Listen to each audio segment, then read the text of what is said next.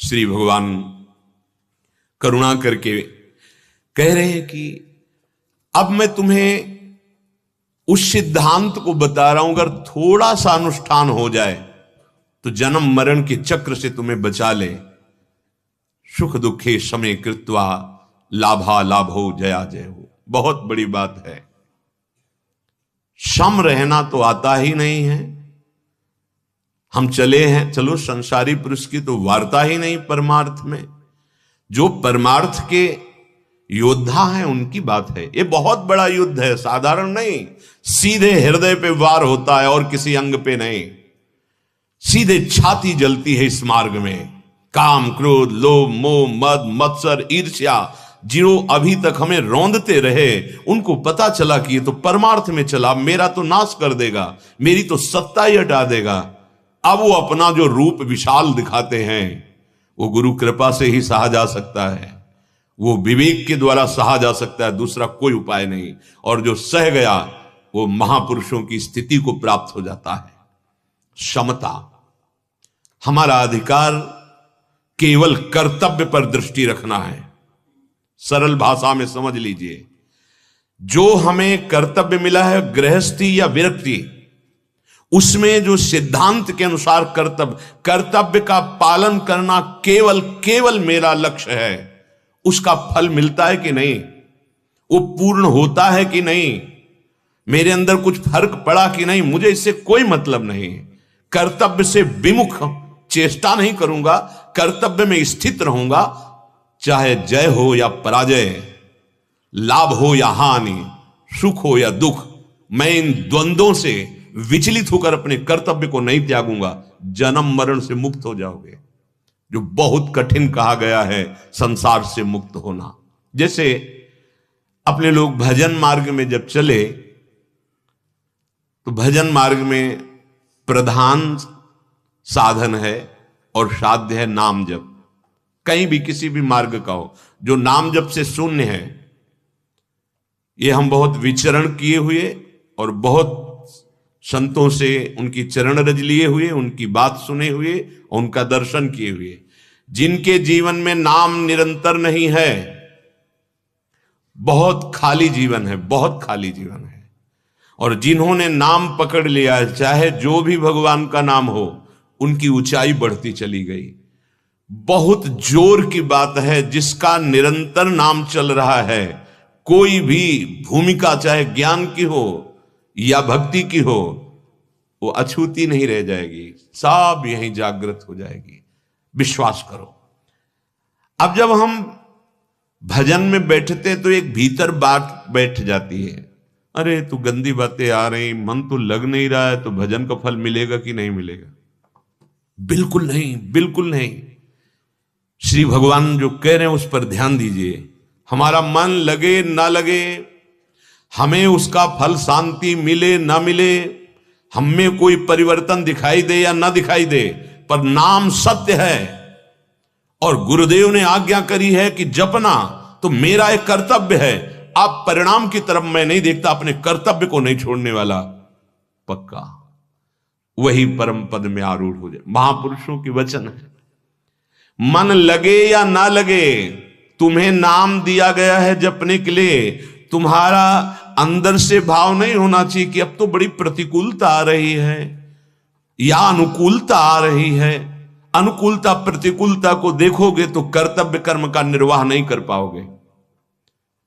तुम नाम जप निरंतर दृढ़ निष्ठा से जपना प्रारंभ करो। मन लगे न लगे, भागे भागने दो, विषय चिंतन हो रहा है, घबराओ मत, ये सब ठीक कर देगा। ना ठीक करेगा तो जो फल मिलना चाहिए भगवत प्राप्ति, वो हो जाएगी। तुम्हें चिंता नहीं करनी, अंदर तुम्हें जलन महसूस नहीं करना। यहां पर करें, श्री भगवान गीता में सबसे श्रेष्ठ चीज बता रहे कि उपासक को सम रहना आना चाहिए, विचलित नहीं होना, उकताना नहीं, घबराना नहीं। आज नहीं लग रहा मन, कल ये पंगु हो जाएगा, देख लेना। पंगु माने एक कदम नहीं चल पाएगा, अचंचल स्थिति इसकी हो जाएगी नाम में, देख लेना। हमें घबराना नहीं है। दूसरे सब लक्षण आ रहे हैं और सम नहीं हुए, सेवक जी महाराज प्रेम रस प्राप्ति के पहले वर्णन कर रहे हैं। शत्रु मित्र सम जानी, मान मान अपमान सम, दुख सुख लाभ न हानि, यह जो कृपा हरिवंश की, ये समता।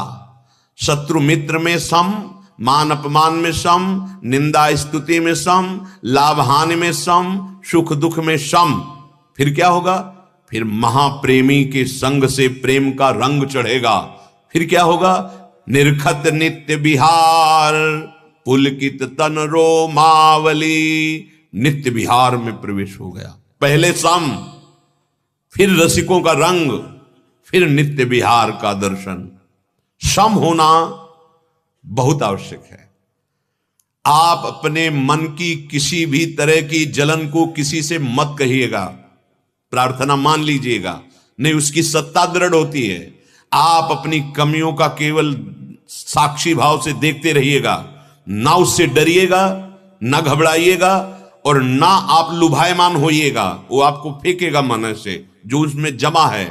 आप जप करते जा रहे हैं, जप बढ़ाते चले जा रहे हैं, एक दिन देखना मन खाली हो जाएगा, निर्मल हो जाएगा, अचंचल हो जाएगा, शांत हो जाएगा। कौन सी सिद्धि बकाया रह जाएगी जब मन की स्थिति हो जाएगी। आपको घबराना नहीं है, आपको शांत संतुष्ट है इनके हर स्थिति में संतोष धारण करो। हृदय जल रहा, चुप रहो, पापों का नाश हो रहा है, शांत। कोई बात करे तो आपको गुस्सा होकर बात नहीं करनी, ये नहीं दिखाना कि मैं बहुत जल रहा हूं। जी राधे राधे, आपको बिल्कुल नहीं अंदर की बात किसी को। रहीमन मन की मन व्यथा रखिए, मन में गोए। ये हम अपने मन से नहीं कह रहे, ये महापुरुषों के वचन है। व्यथा माने पीड़ा, जलन, उसको चुप सह जाओ। तुम्हारा हृदय रूपी मटकी जो है वो परिपक्व हो रही प्रेम रस रखने के लिए। कच्ची मटकी में एक चुल्लू पानी डालो तो फैल जाएगी, वो पकती तभी है जब आवे पे रखी जाती है। अब तुम्हारे मन को नाम ऐसे जलाएगा कि वो स्वर्ण की तरह निखार निर्मल हो जाएगा। सह जाओ, तुम्हें जलन नहीं हो रही, ये उस मन को हो रही जो बावरा निरंतर पाप करवाता रहा है। धैर्य पूर्वक रहो, तुम दृष्टा बनो, साक्षी बनो, ना कि भोक्ता बनो मन की जलन की। सत्संग है ये, विवेक से देखो। मन तुम्हारा वही जिसमें तुम्हें तन्मय कराकर अनंत युग बीत गए भगवान से विमुख किए। आज अवसर मिला, जलने दो इसको। बड़ी बड़ी जलन हो रही, तुम क्यों स्वीकार कर रहे हो? जलने दो उसको। ये परिपक्व हो रहा है, निष्पाप हो रहा है, निर्मल हो रहा है। मानो मेरी बात, नहीं मानोगे तो ऐसी जगह ले जाएगा जहां जलन ही जलन है। ये तो थोड़ी चंद मिनट की जलन है। जहां जलन शांत हुई तो परम शीतल आश्रयामी, परम शीतलता का आश्रय जो आपने लिया है वो जन्म जन्म के लिए शीतल हो जाएगा। हम माने कर्म के अनुसार कोई योनि मिले। यत्र यत्र मम जन्म कर्म भी नारके परमे पदे थवा, राधिका रति निकुंज मंडली, यहां श्री जी विराजमान रहेंगी। क्या फर्क पड़ता है, नरक में रखो, स्वर्ग में रखो, परम पद में रखो। क्षमता, सम रहो, शांत रहो। आपका कर्तव्य जो दिया गया है, आप उस कर्तव्य पर दृष्टि रखो, परिणाम में नहीं। हम लोग कर्तव्य से विमुख क्यों हो जाते हैं? जैसे हम बहुत सुंदर फूल बंगला बना रहे हैं श्री जी का, इतनी आशा तो रखते हैं कि ये तो हमारे कान में शब्द, क्या आप लोग रात भर जग कर फूल बंगला बनाते हैं? भाई बहुत मेहनत करते हैं, धन्यवाद। ये नहीं हो सकता। कमी देखी जाएगी, प्रशंसा नहीं की जाएगी, और ऐसी छोटी सी भी कमी बड़ी करके आपके सामने रखी जाएगी जिससे आपकी सेवा सुरक्षित अविनाशी प्रियाजू के चरणार बिंद रूपी बैंक में जमा हो जाए। तुम्हें अहंकार ना आ जाए, तुम्हारा धैर्य पुष्ट हो और तुम निराभिमानी होकर श्री जी के चरणों में जाओ। ये परमार्थ है, ये स्वार्थ नहीं है कि किसी ने थोड़ी सेवा की और उसको चार शब्द प्रशंसा के कह के निपटा दिया। नहीं, कभी नहीं। गुरुजन बिल्कुल शासन रखते हैं उस अहम पर जो कभी तुम्हें अब दुर्गति के मार्ग में न ले जाए। प्यार उनका लौकिक नहीं होता, अलौकिक होता है। उनकी हर चेष्टा हमारे परम मंगल के लिए होती है। हमें सम रहना होगा। क्षमता बहुत बड़ी उपलब्धि है साधना में। क्षमता दो तरह की होती है, एक अंतःकरण की क्षमता और एक अपने स्वरूप की क्षमता। स्वरूप की क्षमता जब जागृत होती है तो सब जगह एक ही भगवान नजर आता है, इस स्वरूप की क्षमता, क्योंकि एक है। तो मत्तः परतरम नान्यत किंचिद अस्ति धनंजय, मेरा प्रभु सब रूपम, पक्का सर्वान वस्तुतया निरीक्ष परम स्वाराध्य बुद्धिर्मम, मेरे आराध्य देव सब रूपम, इस स्वरूप की क्षमता। और अंतःकरण की जो क्षमता है, ये पहचान है कि तुम स्वरूप के सम को प्राप्त हुए हो कि नहीं। अगर वो ब्रह्मबोध है, भगवत प्राप्त है, तो उसके अंतःकरण में समता होगी। अंतःकरण की क्षमता नहीं है तो वो केवल कह रहा है, वो है नहीं, ना भगवत प्राप्ति हुई है ना उसको स्वरूप बोध हुआ है। स्वरूप क्षमता का परिचय अंतःकरण की क्षमता कराती है। अंतःकरण की क्षमता सिद्धि असिद्धि में सम, प्रशंसा निंदा में सम, कार्य की सफलता असफलता में सम, कार्य की पूर्णता अपूर्णता में सम। आप परिक्रमा दे रहे हैं, आधे में पहुंच गए, आदेश हुआ तुरंत आ जाओ, एक बार भी नहीं सोचना कि थोड़ा तो ही रह गया था, प्रदक्षिणा पूरी कर लेते। नहीं नहीं नहीं, जो आदेश तत्काल कदम पीछे वापस, हो गया हमारा काम। कार्य की पूर्णता अपूर्णता ये सम, लेकिन जो फलाभिलाषी है वो ऐसा नहीं कर सकता। वो कहेगा कुछ भी वो बोल दीजिएगा ना, अब थोड़ी रह गई है, उसको पूरी करके आएंगे। फलाभिलाषी यहां कह रहे हैं भगवत प्राप्त या स्वरूप बोध प्राप्त महापुरुष जो है, उसकी अंतःकरण में समता, यही पहचान होती कि स्वरूप बोध है। जो स्वरूप बोध करना चाहता है उसे अंतःकरण की समता को स्वीकार करना पड़ेगा। क्या? सिद्धि असिद्धि में सम। बहुत, यही है अवधूत परमहंस स्थिति, पहुंचना है यही। प्रशंसा निंदा में सम, कार्य की सफलता असफलता में सम, कार्य की पूर्णता अपूर्णता में सम। चाहे अरबों रुपया आ जाए या सब कुछ नष्ट हो जाए, अंतःकरण में कोई फर्क नहीं। सुख दुख में सम, हर्ष शोक में सम। कभी किसी भी स्थिति में अंतःकरण में कोई भी विचलता चंचलता नहीं ला पाया, द्वंद्व, वो प्राप्त हो गया। इसे कहते हैं भगवत प्राप्त। जिस समय भगवत प्राप्त हो, तो किससे कह रहे हो मैं भगवत प्राप्त हूं? किससे? हाँ, जड़ चैतन्य कछु नहीं दीखत, जित दीखत तित श्याम खड़े। अरे ठीक से चलो, मानव देह है, भगवत प्राप्ति के लिए ही है। बहुत ध्यान देने योग्य विषय चल रहा है।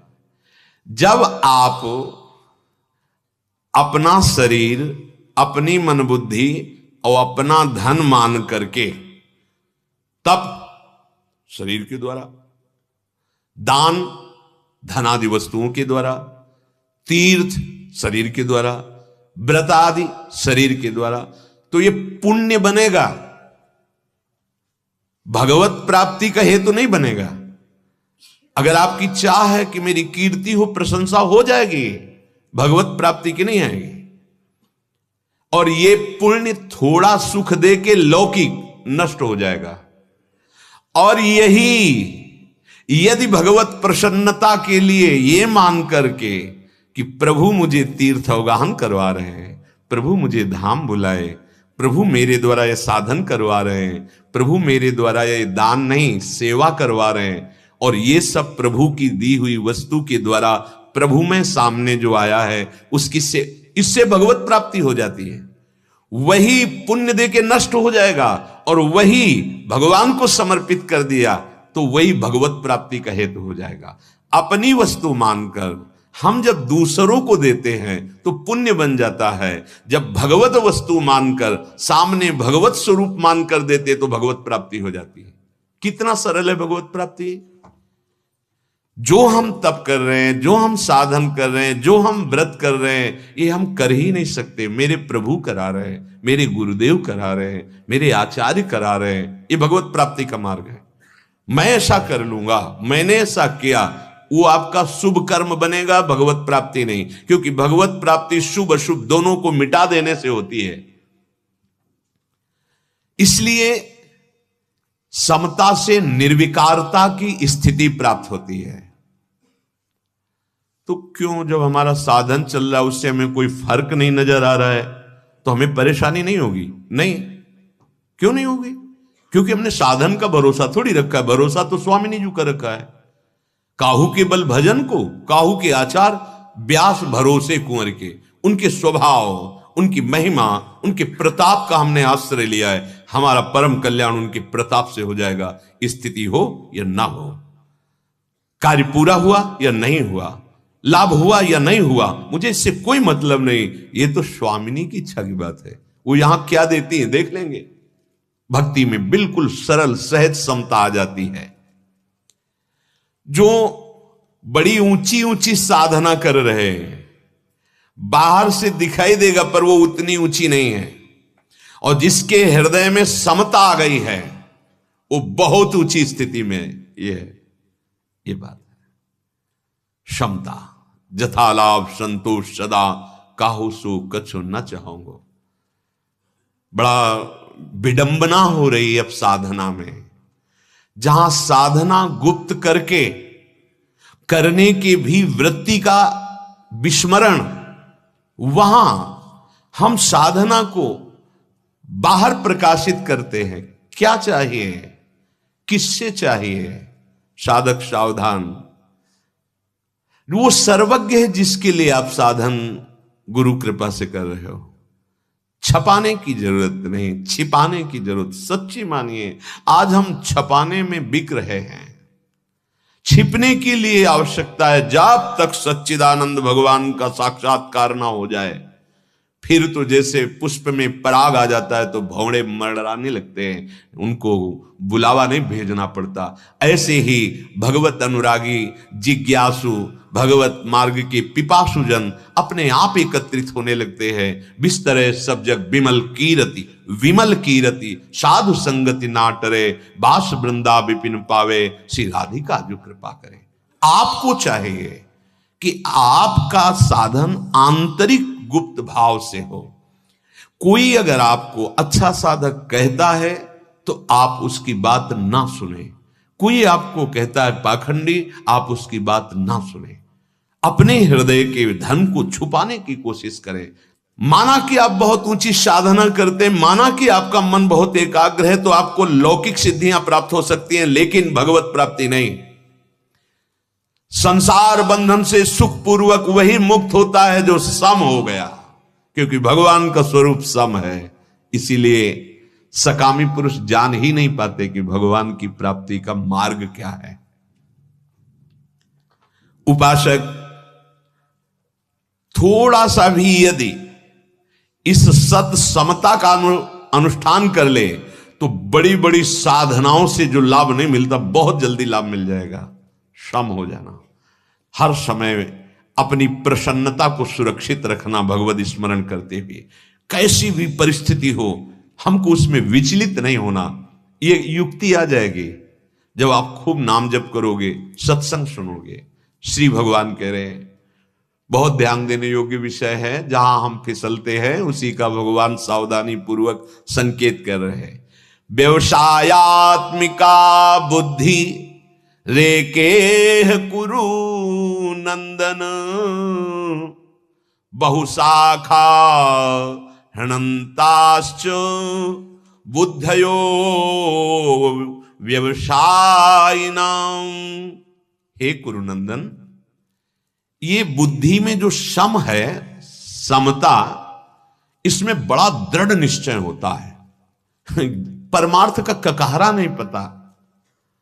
और जो परमार्थ की कृपा करके वचन मिलते हैं सत्संग में, शास्त्रों के गुरुजनों से, उनको पकड़ते नहीं। कैसे परमार्थ पे चलोगे? कैसे चलोगे? कितना रुपया तुम्हारे पास हो कि तुम सुखी हो जाओगे?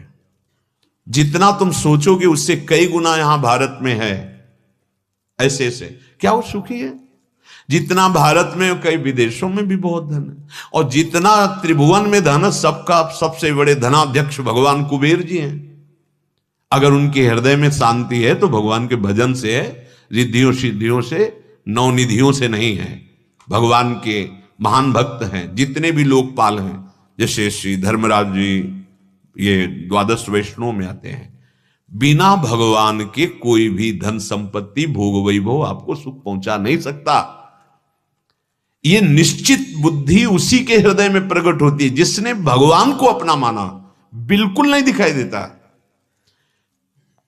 जहां कसौटी पे कसो तो बाहर खड़ा नजर आता है, बाहर एकदम दूर। क्या है जीवन तुम्हारा, क्या है, क्या है जीवन? अरे प्यारे, कोई नहीं है तुम्हारा, एक दिन पछताओगे। सिर्फ श्री भगवान तुम्हारे हैं। तुम भी अभी उन्हीं का आदर करते हो, पर अनजाने में।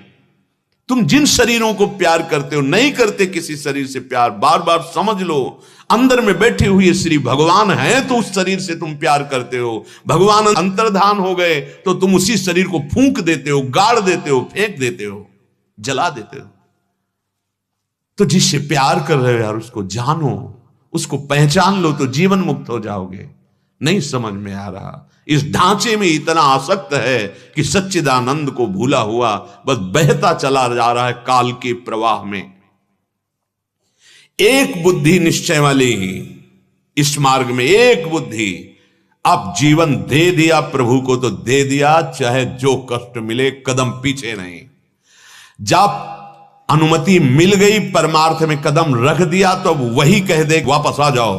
नहीं, अब जो भगवान का जो विधान होगा वही होगा। अब हम तो चल पड़े प्रभु की तरफ, पीछे नहीं मुड़ेंगे। ये मार्ग है पथिक का। पहला कदम अगर लड़खड़ा गया होता तो वही संसार में होता। अरे अचिंत शक्ति संपन्न भगवान के लिए तुमने कदम बढ़ाया है, कहां किसी का मंगल हो सकता है? नहीं, सर्व मंगलकारी मंगल भवन भगवान के चरणों में समर्पित हो गए तो प्रणत कुटुंब पाल रघुराई। पर निश्चय नहीं है, निश्चय नहीं है। एक निश्चयात्मिका बुद्धि नहीं होती। किनकी? जिनकी भोगों में रति होती, बहुत शाखाओं वाली बुद्धि होती है। मैं ये कर लूंगा, मैं ऐसे कमा लूंगा, मैं ऐसे भोग लूंगा, मैं ऐसा सुख।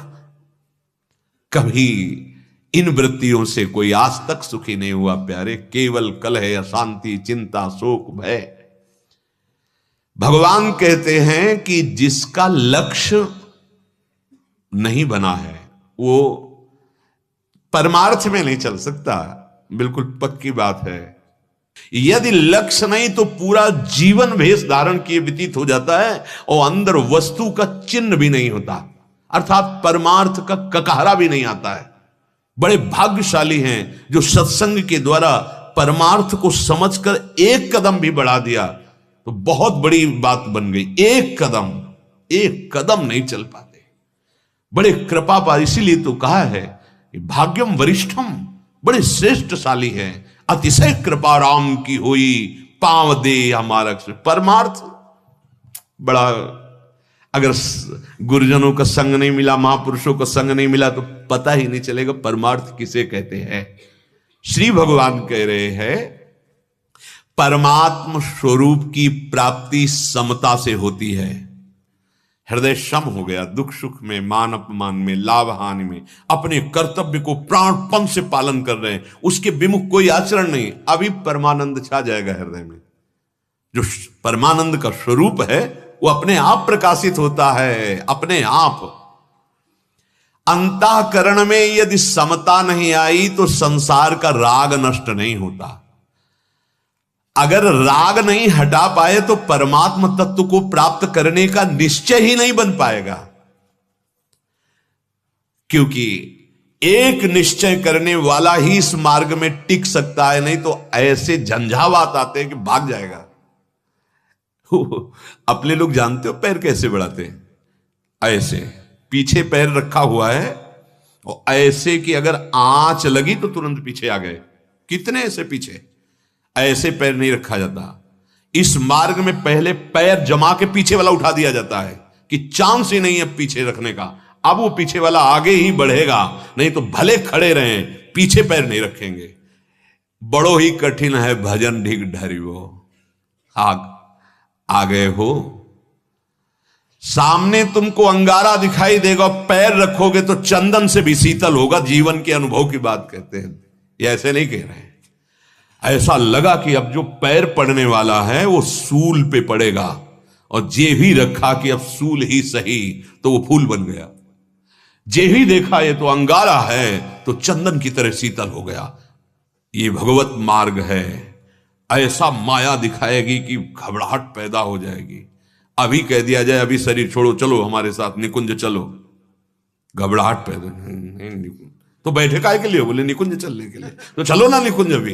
अभी तो नहीं, अभी तो नहीं, अभी घबराहट पैदा हो जाएगी पक्का। भगवत प्राप्ति मन अभी देख लो। अभी जिनको यह है कि चलो सत्संग सुनते पुण्य होगा, थोड़ा दान पुण्य कर, मन राजी। और जिनको यह है कि अब तो आंख लड़ानी है नंदन से, वो उसमें मन ऐसा घबराहट पैदा कर देगा कि दोबारा सत्संग में नहीं बैठोगे आके। बहुत विचित्र है ये। और अहोभाग्य उनका है जो मन को मार करके इस मार्ग में चल दिए। हाँ, जहां चरण रख देते हैं, सतरति सतरति सा लोकांतारयति है। ये फिसिड्डियों का मार्ग नहीं, ये सूरवीरों का मार्ग। ऐसा ना समझो। आप में वो सारी सूरवीरता भरी है जो एक महापुरुष में होती है। मान लो आप सब बच्चा भी लगा दो, तिजोरी खोल लो, माला माल हो जाओगे। वो तो बचपन से लगे इसलिए वैसे। इस मार्ग में समय का नहीं देखा जाता। खास बात समझना कि वो इतने समय से लगे तो उनको मिल ही हो गया होगा, ऐसी बात नहीं है। और ये तो काल का है, अभी एक क्षण में बात बन जाएगी। बस समझ लो, समझ लिया और चाबी खोली तो माल अंदर ही भरा हुआ है। अब चाबी है गुरु जी के पास, इसीलिए मोक्ष मूलम गुरु कृपा। वो युक्ति जो दे रहे हैं उसको पकड़ लो। मम्मी के आसक्त, पापा के आसक्त, रुपया के आसक्त, नाना प्रकार के भोगों के आसक्त तो पूरा विश्व है। गुरु आसक्त अंगुलियों में गिन सकते हो, कोई बिरला। इसीलिए कहा गया को एक पाव भगत जिमि मोरी, जो कहो हरिवंश रस बिरलो समझन हार। कितने 1000 2000 पाइए नहीं, एक दो ही जो पाइए, खोजी सब संसार। गृहस्थ मार्ग में भगवत भाव से माता पिता परिवार को भगवत भाव से सेवा करो और नाम जप करो, अच्छे आचरण को निकल जाओगे। विरक्त मार्ग में एक कदम आगे बढ़ गए तो पीछे मुड़ के नहीं देखना। नहीं, तात मात सुत दार देह में मति अरुझे मति मंदा। ये माया उसकी बुद्धि में बैठ करके तुम्हें प्रलोभन देगी, तुम्हारे सामने रोएगी। नहीं, अब आंसुओं में नहीं, अब मैं आंसू बहाऊंगा प्रभु के लिए और तुम्हें भी परम पद पहुंचाऊंगा और स्वयं परम पद में आरूढ़ होऊंगा। अब ये मार्ग है। ध्रुव जी जब बिल्कुल भगवत प्राप्ति के नजदीक थे तो आवाज आई, बेटा रक्षा करो रक्षा करो। तो हल्की सी आंख खोली, देखा यक्ष मेरी माता को घसीट के लिए जा रहे हैं। तो उनका ऐसा कैसे हो सकता है? महाराज उत्तानपाद समर्थ हैं, उनके रहते हुए मेरी मां की ऐसी दुर्दशा कैसे हो सकती है? नहीं नहीं, ये भगवान की माया का कोई खेल होगा। आंख मूंदा, फिर अपने मंत्र जाप, कहीं कुछ नहीं। सामने से माया ऐसी बुद्धि बदल देगी आपके रिश्ते नातेदारों स्वजनों की। कुछ नहीं बिगड़ेगा, विश्वास मान लो, कुछ नहीं बिगड़ेगा। बस केवल जादूगरनी माया अपनी अपनी ये ऐसे अलग अलग अलग अलग फेंकती। अब देखते हैं कौन सी गोली काम करती है, अब कौन सी गोली काम करती है। और जो गुरु की युक्तियों से है, तो कहते हैं ना चेला पहलवान, गुरु मेहरबान तो चेला पहलवान का मतलब क्या? किसी और को पटक देना नहीं। काम क्रोध लोभ मोह, मोह ने मार दिया, मोह ने मार दिया उपासक को, चौपट कर दिया, जीवन की धारा खत्म कर दी। लक्ष्मण रेखा से पार हुए तो खत्म। अब तुम देखो, अब गुरु नहीं देखेगा, अब तुम देखो अपने जीवन को। और जब लक्ष्मण रेखा के अंदर तो सारा भार गुरुदेव लेते हैं। ई परलोक सकल सुख पावत मेरी सो भैया कृष्ण गुण संचु। यामिमाम पुष्पिताम वाचम प्रवदंत्य विपश्चिता वेदवाद रता पार्थ नान्य दस्तीति वादिनः कामात्माना स्वर्ग परा जन्म कर्म फल प्रदाम क्रिया विशेष बहुलाम भोगैश्वर्य गतिम प्रति।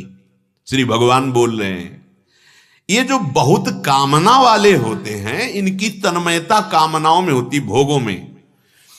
ये वही काम करते हैं जिससे इनको सुख भोग मिले, और मिलता दुख है। कुछ भी करेंगे तो पहला विचार होगा इसका फल ये सुख होगा। सुख भोग जब लक्ष्य हो जाता है तो क्रिया शास्त्र सम्मत है कि नहीं, ये स्मरण नहीं रहता। ध्यान देना, जब कर्तव्य लक्ष्य में होता है तो सुख दुख की परवाह नहीं होती, और जब सुख लक्ष्य में होता है तब वो धर्म और कर्तव्य की परवाह नहीं करता, पापाचरण में उतर जाता है। भगवान कहते हैं ये जो ऐसे लोग होते हैं जिनकी बहुशाखा वाली बुद्धि होती है, ये भोगें ये भोगें, ये मिल जाए ये मिल जाए, ये एक निश्चय नहीं कर पाते कि मुझे भगवत प्राप्ति करनी है, नहीं कर पाते। इनके अंदर कामनाएं होती हैं। अगर कभी शास्त्र पढ़ा भी तो उनके दिमाग में वही सूत्र आते हैं, ऐसा करने से ये फल मिलेगा, ये फल अगर ऐसा कर दे तो स्वर्ग मिलेगा। यहां तुम्हारे होश खराब है, मृत्यु लोक में वही भोग तुम्हें चौपट किए हैं, और स्वर्ग में जब बहुतायत से मिलेगी तो तुम्हारी दुर्गति क्या होगी। वहां जानते हो शास्त्र में वर्णन है, तुम्हें एक विमान मिला पुण्य के अनुसार, और अप्सरा ये सब जो मानो बना बनाया महल उड़ने वाला, हर सुविधा आपको, और बगल से तुम्हारे महल से कई गुना अच्छा, और तुम्हारी अप्सरा जो पास सेवा में उससे कई गुना सुंदरियां उसके। अब वो उसको देख के जल रहा है उस सुख से। कहां सुख है? अच्छा, कितने दिन एक माला पहनाई जाती है, वो माला जिस समय तुम्हारे पुण्य खत्म होने को होंगे, स्वर्ग से भ्रष्ट होना होगा, वो कुमलाने लगती है। अब उसकी जो दशा होती है, कोई वहां को कोई बिका हुआ थोड़ी तुम्हें कि जो तुम्हें अप्सरा प्यार कर रही थी, सेवक प्यार कर रहे थे, वो कहेंगे मेरे स्वामी। जहां पुण्य खत्म हुआ, विमान से धक्का मार के सर के बल वापस चल मृत्युलोक में जा। एक आए को धोखे में। एक जगह ऐसी है जहां शरण ले लिया तो फिर गले से लगाया, वो हमारे प्रियालाल है। हाँ, धीरे धीरे विषय पंख से हटाकर निर्विषय। पर यही तो हम कह रहे हैं, ऑपरेशन का नंबर नहीं आता, पहले ही थिएटर से भाग पड़ते।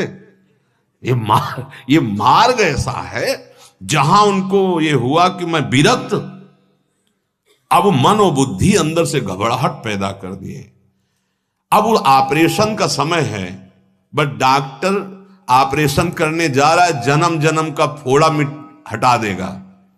इसका फर्क पड़ता है। जैसे आप विरक्त हो तो ये हर समय आपको सावधान करता है, मैं कौन हूं, मेरा उद्देश्य क्या है। नहीं नहीं, मैं वैरागी हूं, मेरा उद्देश्य ये नहीं है, मेरा उद्देश्य भगवत। इसलिए आचार्यों ने परंपरा बनाई है। गृहस्थ में मेरा उद्देश्य क्या है, भगवत प्राप्ति करना, पर इस प्रवृत्ति मार्ग से।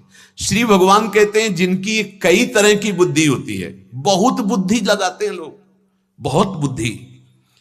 अगर इस बुद्धि को समेटकर सच्चिदानंद मार्ग में लगा दे तो सही कहते सबको भगवत प्राप्ति हो जाए। इतनी बुद्धि है लोगों में, पर उस बुद्धि का दुरुपयोग किया जा रहा है। इतना समय है पर उस समय का दुरुपयोग किया जा रहा है। ऐसा नहीं कि 24 घंटे सब कार्य में लगे हैं। भजन के नाम से समय नहीं। 3 घंटा फिल्म देखने में 1 मिनट भी मन बाहर नहीं जाएगा, और 3 मिनट भजन करने में 300 बार भाग के चला जाएगा। स्थितियां देखो। और भजन से सच्चिदानंद सुख मिलेगा, उसमें पैसा भी लगाया है, समय भी नष्ट कर दिए, और उसमें सब झूठा है। ए झूठे देखने वाले, झूठा सुनने वाले, झूठे में सुख ढूंढ रहा है। सच्चिदानंद प्रभु की कथा होने लगे तो नींद आ जाएगी, और अपने मन की फिल्म लगी और 3 घंटे नींद आ जाए तो हमें बता देना। रात के 9 से 12 बैठे हो ऐसे खूब चक आंख खोल, और 9 से 12 भजन करो तो सिद्ध हो जाओगे। 9 से 12 रात में भजन करे, दिन भर मेहनत करे, फिर सो ले, और ऐसी दिनचर्या, तो वो गृहस्थ महात्मा है, उसकी चरण वंदना नहीं। मन को संभाला ही नहीं जा रहा। कह रहे ये केवल कामात्मान स्वर्गपरा जन्म कर्म फल प्रदाम क्रिया विशेष बहुलाम भोगेश्वर गतिम प्रति। ये सदैव ऐसा करो तो ये भोग मिल जाएगा। इस तिथि को यहां जल चढ़ा दो, यहां कड़ुआ तेल का, सरसों के तेल का दीपक जला दो, ऐसा कर लो, वैसे राधा कुछ नहीं करना पड़ेगा, सब कुछ इसी से हो गया। मानो मेरी बात, तस्मात् शास्त्रम प्रमाणम। ये कोई ऐसे नहीं कह रहे हैं। भगवान श्री कृष्ण चंद्रजू कहते हैं कि अगर मुझे कोई खरीदना चाहता है तो मुझे मेरा निश्चित किया हुआ मूल्य, भाई जी से हनुमान प्रसाद पोद्दार, राधा। हरिवंश महाप्रभु कह रहे हैं बड़ी बड़ी साधनाओं से जो फल की प्राप्ति नहीं होती। राधा नामयु कार्यम हेनुदिन मिलितम साधना की इस कोटि।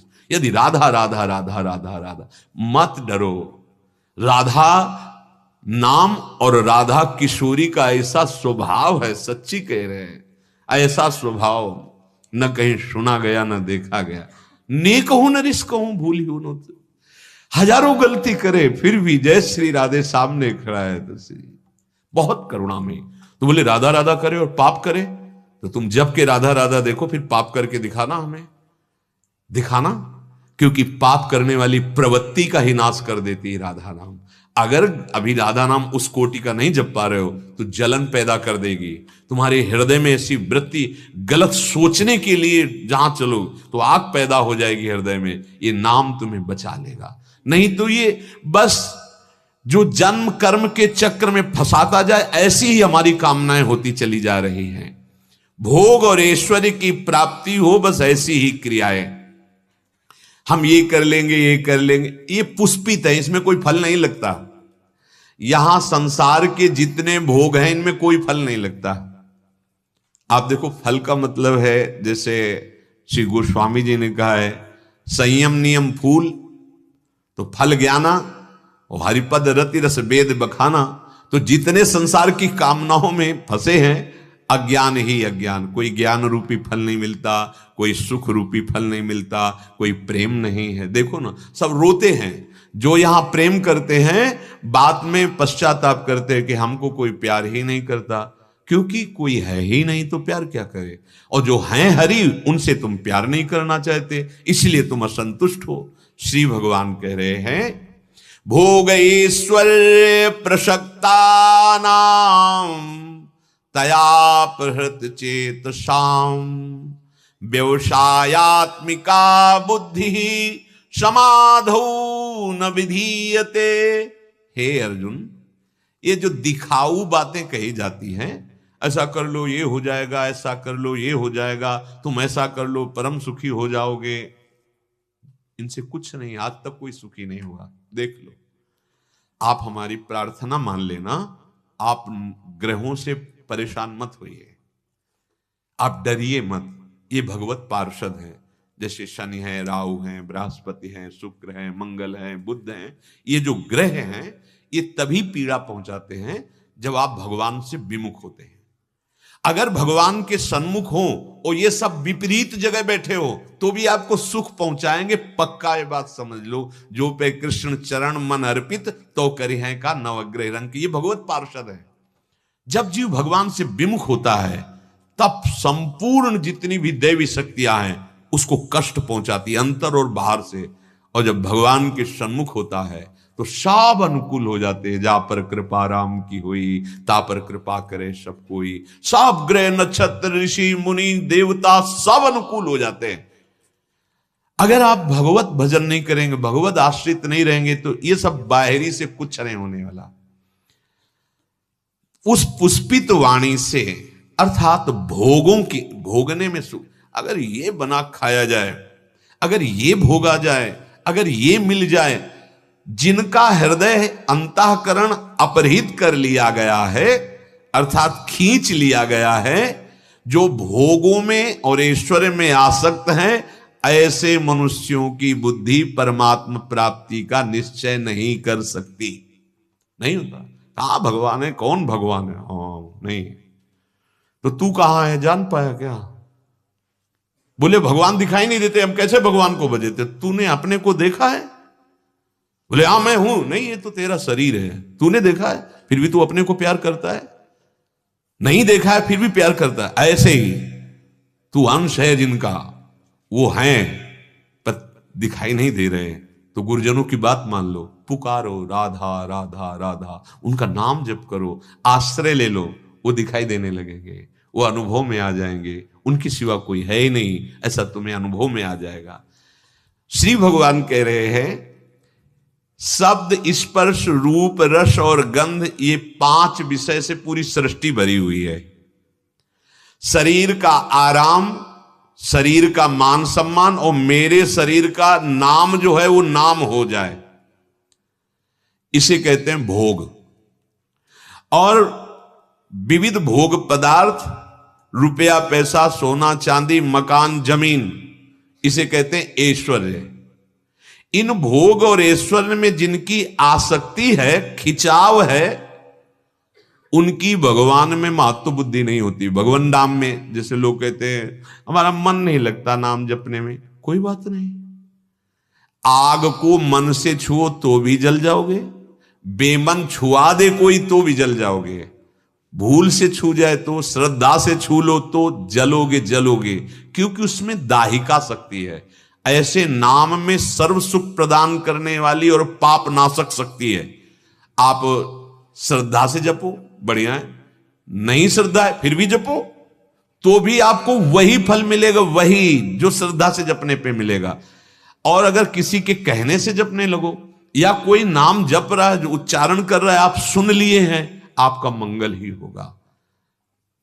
ये जब भोग और ऐश्वर्य में हमारी बुद्धि खिंच जाती है तो फिर भजन अच्छा नहीं लगता। भगवान वर्णन कर रहे हैं, ये भोग और ऐश्वर्य राक्षसी बुद्धि पैदा कर देती है। आशु कहते हैं प्राणों को, जो केवल अपने प्राणों को सुखी बनाने की सोचता है वो आसुरी भाव को प्राप्त होता है, मतलब राक्षसी भाव आ जाता है। देखो ना, वो जीव तड़प रहा है, उसको काट देते हैं, उसको भूंज रहे हैं, काहे के लिए? अपने प्राणों का पोषण करने के लिए। तो कौन है? बोले असु का पोषण करने वाले असुर हैं ये, आसुरी भाव को प्राप्त, राक्षसी। ए मानव देह मिला है, राक्षस नहीं हो। देखो राक्षस किसे कहते हैं? जो आसु, आसु माने प्राण, जो केवल अपने प्राण पोषण के लिए दूसरों को कष्ट देते, उन्हें अब उनको पता नहीं, धन के लिए वो ऐसे जंजीर खींचते, जैसे देखो वो गिरे मर जाए, चाहे कोई भी अंग भंग हो जाए। इतनी निर्दयता कैसे आ गई? बोले वो राक्षस में मनुष्य नहीं है, उसके स्वभाव में राक्षस बैठ गया, राक्षसी भाव बैठ गया है। तो जो केवल अपने प्राण पोषण में लगे हुए हैं, ऐसे आसुरी भाव वालों के हृदय में बस भोग भोगने की इच्छा रहती है, कोई भगवत प्राप्ति, कोई भजन, कोई सच्चिदानंद मार्ग नहीं। असली ध्येय जो मनुष्य का है, भजन भगवत प्राप्ति, वो नहीं, उनके हृदय में नहीं है। जिससे गोस्वामी जी ने कहा, पापवंत कर सहज स्वभाव, भजन मूर्ति भाव न काऊ, जो पे दुष्ट हृदय सोई होई, मोरे सन्मुख आओ की सोई। ये जो हम भोग भोग चुके हैं, ये हमारे अंदर बैठ गया संस्कार, जिसको कहते तृष्णा। अब वो याद आती है, ऐसे मन पे फेंकता है सामने, ऐसे से बड़ा सुख मिलेगा। अब वो तृष्णा सापिनी की तरह लहर ले रही। अब वो जो भगवत मार्ग में चलना चाहता है उसको भी, और जो संसार में उसको तृष्णा बख्शती किसी को रही, भगवत मार्ग वाला सहता है नहीं, राधा राधा राधा, वो सह नहीं पाता, क्योंकि भजन नहीं है। तो वो जैसे एक होती है, भोगे हुए भोग को पुनः भोगने की इच्छा, तृष्णा। दूसरा, सुने हुए भोग की, जो हम सुन रहे हैं भोगों की चर्चा, उसके भोगने की इच्छा, कामना।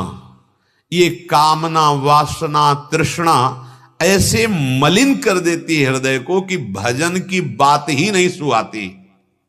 अगर कोई लिवा भी लाए कि चलो बढ़िया सत्संग हो रहा, बैठ के सुनते हैं नाम कीर्तन, तो उसके हृदय में जलन होने लगेगी। जहां आएगा बैठेगा, या सो जाएगा या दोष दर्शन करेगा।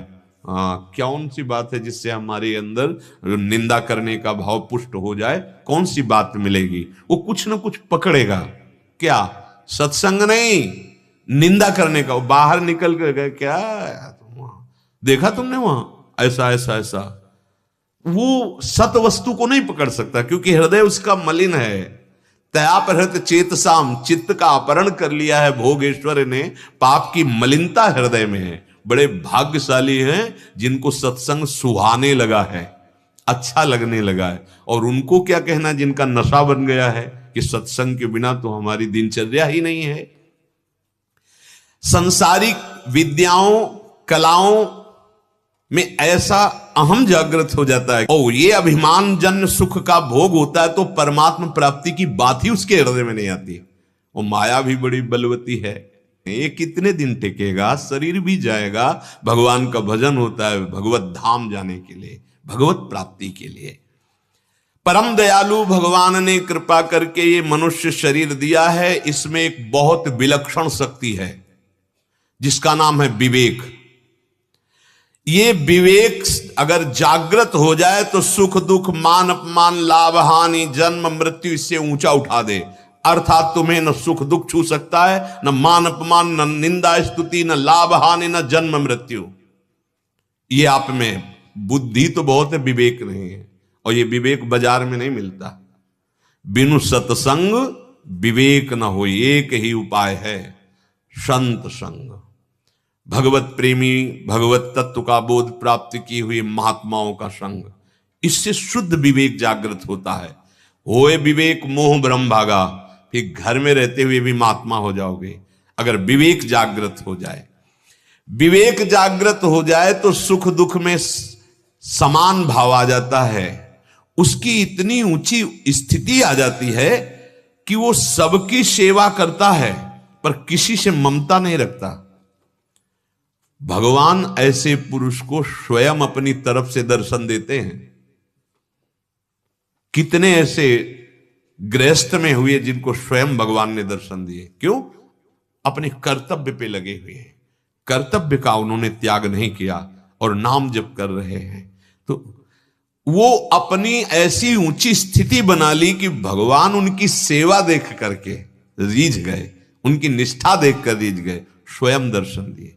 ये गृहस्थ धर्म बहुत बड़ा धर्म है। इसे ऐसा मत मानना कि हम गृहस्थ में हैं तो हम ये सब बातें भागवतिक कैसे धारण कर सके। नहीं नहीं, बिल्कुल नहीं। बड़े बड़े परमहंसों का अवतार गृहस्थों में ही होता है। बड़े बड़े साधु महात्मा गृहस्थों के यहाँ पैदा होते हैं। बड़े बड़े संतों को भिक्षा गृहस्थों से ही मिलती है। बड़े बड़े संतों के शरीर में जो वस्त्र आदि हैं ये गृहस्थों से ही आते हैं। गृहस्थ धर्म महान धर्म है। और ऐसे आप सेवा करते हुए और नाम जप कर रहे हैं और धर्म से चल रहे हैं, आपको निश्चित भगवत प्राप्ति होगी। मनुष्य शरीर की सार्थकता है विवेक जागृत हो जाए। विवेक जब जागृत होगा तो नाशवान भोगों के बीच में रहकर, परिवार के बीच में रहकर तुम आसक्त नहीं होगे। तुम में पशु बुद्धि नहीं आएगी, तुम में राक्षसी बुद्धि नहीं आएगी। पशु पक्षी केवल भोग में ही लगे रहते हैं। उनके अंदर कोई विवेक नहीं है कि मुझे भजन करना है या वो कोई नया कर्म कर सके। नहीं।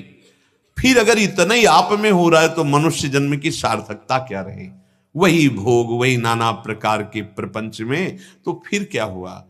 विवेक जागृत नहीं हुआ, भजन नहीं हुआ, तो मनुष्य जीवन की सार्थकता क्या? पशु पक्षी भोग योनि है, उनके लिए कोई कर्तव्य नहीं है। वो प्रारब्धानुसार वैसी घटना उनके जीवन में घटती चली जाती है। अच्छा भोग मिला या उनको दंड मिल गया या वो किसी को मार रहे हैं, उनके द्वारा कोई नया कर्म नहीं हो रहा, वो प्रारब्ध से प्रेरित हैं। पर मनुष्य जन्म केवल अपना उद्धार करने के लिए मिला है, अपने कर्तव्य का पालन करने के लिए मिला है। केवल भोग भोगने के लिए नहीं मिला है। धर्मयुक्त भोग स्वीकार करके अपने कर्तव्य का पालन करते हुए अपने को भगवत प्राप्ति करनी है। मनुष्य के सामने जो अनुकूल प्रतिकूल परिस्थिति आती है वो उसे उठाने के लिए आती है, फंसाने के लिए नहीं। लेकिन ऐसी विवेक बुद्धि ना होने के कारण अनुकूलता का वो भोग करके सुखी होने लगता है और प्रतिकूलता का भोग करके दुखी होने लगता है। वो सुख दुख में पशुवत आचरणों में फंस जाता है। जैसे पशु सुख दुख भोग रहे वैसे ही वो भोगने लगता है।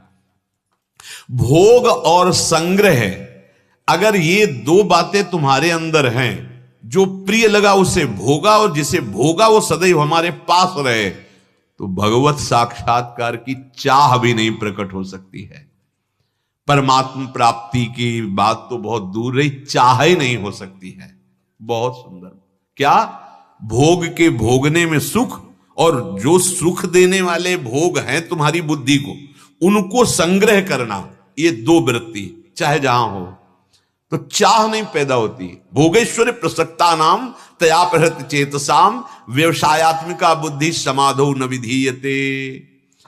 एक निश्चय वाली बुद्धि ऐसे भोगी पुरुषों में होती ही नहीं है। आज कुछ और, कल कुछ और, परसों कुछ और। जहां प्रभु की तरफ चलने की थोड़ी रुचि हुई तो देखना गंदे भोगों से पूर्ण अरुचि हो जाएगी आपको, देख लेना। जहां प्रभु की धर्मयुक्त भोगों की बात नहीं कर रहा, जो अधर्माचरण ये बंद हो जाएंगे।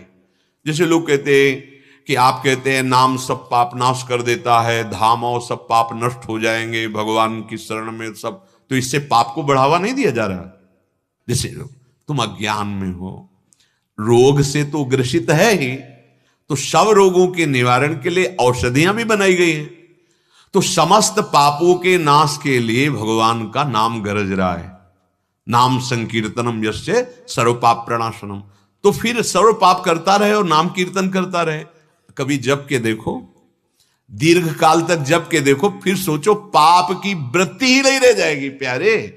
पाप की वृत्ति होती है अहंकार में, संसार के भोगों के भोगने में, संसार में सुख है ऐसा चिंतन करने में। जब नाम जप चलेगा तो सारे चिंतनों को काट देगा, एकमात्र भगवान का चिंतन रह जाएगा। चलो तो धीरे धीरे ये निष्पाप कर देता है। जो बहुत बड़े हिंसक थे, बहुत बड़े व्यभिचारी थे, चोर थे, ऐसे जनों को जब संत समागम मिला और वो नाम जप किए तो बड़े ऊंची कोटि के महापुरुष बन गए। अगर पाप नाशक नाम में शक्ति ना होती वो महापुरुष कैसे बन जाते? उनका स्वभाव व्यभिचार हिंसा चोरी का था और नाम में लगे तो बनी रहती भला वो चोरी हिंसा पाप? नहीं, वो सब त्याग कर ब्रह्म ऋषि हो गए, बड़े बड़े महापुरुष बन गए। ये आंतरिक विषय नाम की महिमा को कलंकित मत करो अपनी वाणी से। नाम बड़ा अमोघ है, तुम्हारे हृदय का परिवर्तन कर देगा। हृदय का परिवर्तन हुआ कि आप भगवान के थे, भगवान के हैं, भगवान के रहेंगे, आप भगवत स्वरूप है ऐसा अनुभव हो जाएगा। पर ये ऐसा भोग और ईश्वर में आसक्त जनों के अंदर नहीं होता, क्योंकि वो सत्संग स्वीकार ही नहीं करते। वो वही बात सुनना चाहते हैं कि ये कर लो तो तुम्हें ये फल प्राप्त हो जाएगा, तुम्हारी फैक्ट्री चल जाएगी, तुम्हें रुपया मिल जाएगा, तुम मुकदमा जीत जाओगे, तुम्हारी कामनाओं की पूर्ति हो जाएगी। और आपसे सच्ची कहते हैं, बिना मांगे आपकी सब बात बन जाएगी। एक कामना पूर्ति की नहीं, वो पूरी जिम्मेवारी आपकी ले लेते हैं। योगक्षेमम भाव में हम क्यों नहीं समझ रहे हो? अनन्यश्चिंत्यन्तो माम ये जनाः परिपासते तेषां नित्याभियुक्तानाम योगक्षेम। एक एक की पूर्ति कहां तक करते रहोगे? पूरा ठेका ठाकुर जी ले रहे। श्री कृष्णचंद्र जी कह रहे तुम केवल मेरा चिंतन करते हुए अपने कर्तव्य का पालन करो, मैं योगक्षेम का वाहन करूंगा। जो प्राप्त कराना है वो मैं प्राप्त कराऊंगा और जो रक्षा करनी हो मैं करूंगा। कितनी बढ़िया बात है। सर्वज्ञ सर्वशक्तिमान सर्वत्र विराजमान परमात्मा अखिल कोटि ब्रह्मांडों का स्वामी हमारा भार लेने को तैयार है। पर हम ऐसे अभिमानी हैं नहीं, हम अपना भार खुद खोपड़े पे लेकर और दुर्गति करते हैं। इसलिए हम सावधान होकर जो भोग धर्मयुक्त हैं उनको भगवत प्रसाद समझकर अपने कर्तव्य के पालन में पूर्ण निष्ठा युक्त और नाम जप करो। दुख सुख की परवाह न करो, लाभ हानि की परवाह न करो, तो तुम्हें अखंड सुख मिल जाएगा, तुम्हें अनंत सुख मिल जाएगा जहां दुख की निशानी नहीं है। इसलिए सावधान रहिए। तुम्हें ऐसे लोग मिलेंगे जो परमार्थ से हटाएंगे, तुम्हारा मन भी तुम्हें परमार्थ से हटाने की कोशिश करेगा। लेकिन अगर शास्त्र वाक्यों का मनन करवाओगे तो मन की मलिनता नष्ट हो जाएगी, फिर ये तुम्हें परास्त नहीं कर पाएगा। हम मन की वृत्तियों का तो मनन करते हैं, लेकिन शास्त्र वाक्यों का, गुरुजनों के वाक्यों का मनन नहीं करते हैं, इसीलिए हमारा पतन हो जाता है। बहुत सावधान। जो सत्संग सुनो उसे कई बार सुनो। और एक सबके अच्छे उपासकों की डायरी होती है, पूरे सत्संग में क्या क्या आपने पकड़ा वो आपको फटाफट नोट कर लेना चाहिए शीघ्रतापूर्वक। पूरी सत्संग की, मानो हमने 4 बात पकड़ी, अब इस 4 बात को हम 50 बार मनन करें। सत्संग में ये बोला गया, सत्संग में ये बोला गया। पूरा सत्संग तो लिख नहीं सकते, आजकल तो बड़ी सुविधा है कि आप इसे सुन सकते हैं कई बार। आप सच्ची मानो आपके मन का ये मार्जन हो रहा है। जैसे पात्र गंदा हो मांजा जाता है, धोया जाता है, तो सत्संग आपके मन को निर्मल करेगा। हम लोग क्या करते हैं, जैसे हम पूछते हैं कि सत्संग में आज क्या हुआ, क्या पकड़ा आपने? कोई उत्तर नहीं मिल पाता। तब हमें लगता है आप सत्संग सुने क्या? मतलब सत्संग, एक एक बात हमारे दिमाग में बैठनी चाहिए। क्यों नहीं बैठी? क्योंकि मार्ग तो नहीं सत्संग का। अरे तो रोज होता है, पकड़ ही नहीं पा रहे आप शब्द, तभी आपकी धरा नहीं उठ रही। नहीं, सच्ची कहते हैं ये साधना से नहीं धरा बनती, ये विचार से धरा बनती है। जीवन मुक्तता विचार से आती है। आपके इतने महान विचार होने लगे, आप पहुंच रहे हैं ऊंचाई पर, आपकी क्रियाएं भागवती खुरी, विचार गंदे तो कोई भूमिका नहीं आ रही। अंदर की बात तुम्हें बता रहा हूं, अंदर की भूमिका विचार से बनती है। तुम्हारे विचार जितने पवित्र महान होते गए उतने ही तुम ऊंचे उठ गए। क्रियाएं पवित्र कर रहे हो पर विचार तुम्हारे अशुद्ध हैं तो भूमिका कोई नहीं बनेगी। और विचार सत्संग से बनता है। इसी सत्संग का, शास्त्र के वाक्यों का, महावाक्यार्थस्य विचार्यताम, बार बार इनका चिंतन कर रहे हैं तो मानो बुद्धि को धो रहे हैं, मन को धो रहे हैं, चित्त को धो रहे हैं, अहंकार को धो रहे हैं, पूरा अंतःकरण निर्मल होकर भगवत स्वरूप। और जब साफ हो जाएंगे ना तो श्री कृष्ण ही मन है, श्री कृष्ण ही बुद्धि, श्री कृष्ण ही आम है, श्री कृष्ण ही चित्त है। अब अंतःकरण भगवत स्वरूप हो गया और आप जीवन मुक्त हो गए। विचार पूर्वक एक एक क्षण सार्थक कीजिए, नाम जपते हुए। कोई हमसे गलती ना हो जाए, अगर गलती हो जाए तो प्रभु के सामने, जो घर में ठाकुर जी विराजमान है, उन्हीं से कहो, किसी से मत कहो। उनके सामने जाके प्रभु गलती हो, आप देखना तुरंत आपको शीतलता मिलेगी। प्रभु गलती, आगे से हम सावधान रहेंगे। आपके बल से प्रभु ऐसा बना दो कि आपके प्रतिकूल कोई गलती ही ना हो जाए। शेष चर्चा आगे। श्री राधा वल्लभ लाल की।